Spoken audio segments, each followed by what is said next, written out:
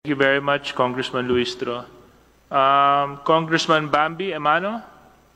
Thank you, Mr. Chairman. Maayong hapon sa tanan and of course to the Dole family.